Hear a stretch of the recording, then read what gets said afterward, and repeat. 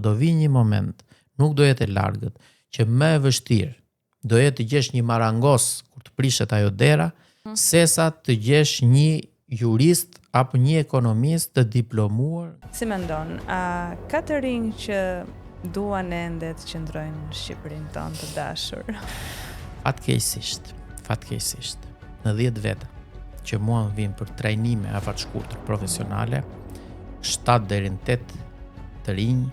vinë bëjnë këto trajnime me synimin e vetëm për të shkuar në Gjermani ose në vendet e tjera evropiane. Tu është krijuar një klimë që të rinjt nuk e gjejnë më veten dhe nuk ka mekanizma sot që ti mbajmë, nuk flas me zor, të joshim, që të rrinë në vend. Unë e kam thënë shpeshherë me të qeshur edhe në ato videot e mia që si po ikin mjekët dhe infermierët, po ndodh edhe një eksod i heshtur i profesionistëve të lirë, i elektricistëve, i hidraulikëve,